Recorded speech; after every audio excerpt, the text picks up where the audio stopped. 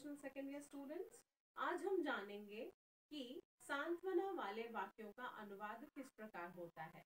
अब आप कहेंगे सांत्वना क्या होता है। सांत्वना यानी कि इंग्लिश में कहते हैं कंसोलेशन।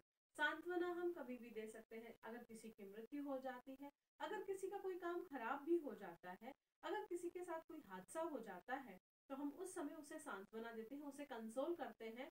कि कुछ कुछ ऐसे वाक्यों का प्रयोग करते हैं जैसे कि ये तो ईश्वर की इच्छा थी, हमारा कुछ भी नहीं है, हम इस पे कुछ भी नहीं कर सकते हैं।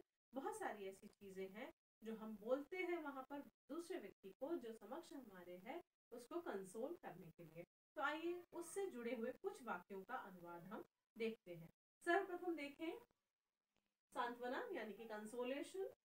Our heartiest sympathies, our heartiest sympathies, इसको हिंदी में कहेंगे हमारी हार्दिक संवेदनाएं।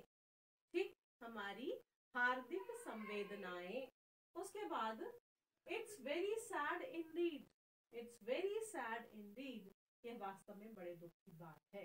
ये सारी बातें हम तब शेयर करते हैं जब कोई व्यक्ति बहुत दुखी होता है, उसके जीवन में कोई ऐसी दुर्घटना हो जाती है, या कोई अपना बिछड़ जाता है, या कोई ऐसी बात हो जाती है जो बहुत असहनीय है और जिसकी पीड़ा हम सहन नहीं कर सकते। मानव जाति के लिए वो बहुत ही ऐसी बात है जो सहन नहीं की जा सकती। ऐसी स्थिति में हम कहते हैं कि ये वास्तव में बड़े दुख की बात है और ये बहुत असहनीय है। ठीक है, आगे देखें इट्स अ पिटी, यह है अफसोस की बात है, बड़े दुख की बात है, बड़े अफसोस की बात है। जब हम ऐसी कोई दुखद समाचार सुनते हैं, ऐसी कोई बात सुनते हैं, तो हमें लगता है बहुत दुख की बात है और हम कहते हैं कि यह बड़े दुख की बात है। इट्स अ पिटी, यह अफसोस की बात है। उसके बाद who can fight against fate, यानी कि भाग्य से कौन लड़ सकता है। भाग्य से कौन लड़ सकता है, क्योंकि हमारी किस्मत में जो होता है वो ही हमारे साथ होता है, और जब जब जो जो होना है तब तब तो वो होता है। तो इसीलिए भाग्य को कोई नहीं बदल सकता, जो भी कुछ होना है वो होकर रहेगा। इसीलिए हम लोग जो है इस शब्द का प्रयोग, इस वाक्य का प्रयोग करते हैं who can fight against fate, क्योंकि ईश्वर के आगे हम किसी की, हमारी किसी की भी नहीं चलती। उसने जो लिखा है, उसने जब लिखा है वैसा होना ही तय है। तो उसके बाद console him, console him Hindi में उसे सांत्वना दो। कंसोल हिम, उसे सांत्वना दो। किसे? वो कोई भी हो सकता है, आपका मित्र, रिश्तेदार, संबंधी, कोई भी हो सकता है।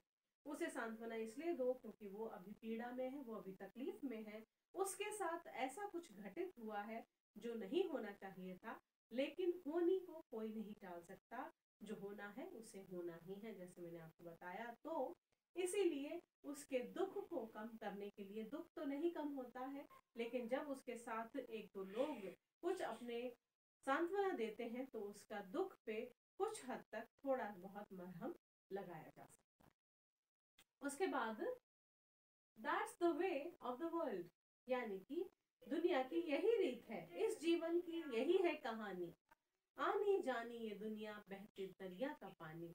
ये गाना भी है। तो यहाँ that's the way of the world, that's the way of the world, संसार का यही नियम है, यानी कि यह जीवन क्या है, यह जीवन क्षण भंगुर है, इस जीवन को खत्म हो जाना है, इस जीवन को हमेशा नहीं चलना है, यह जीवन शाश्वत नहीं है। इसीलिए इस जीवन का यही नियम है, इस संसार का यही नियम है कि that's the way of the world, इसे एक दिन खत्म होना है, एक के बाद एक की बारी है, एक के बाद एक को जाना ही है।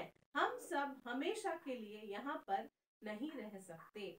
उसके बाद आवर हार्टफेल्ट कंडोलेंसेस, यानी कि हमारी हार्दिक शोक संवेदनाएं, हमारी हार्दिक शोक संवेदनाएं आपके साथ है, किसी भी साथ किसी के भी साथ जो उस समय तकलीफ में है, जो उस समय दुख में है।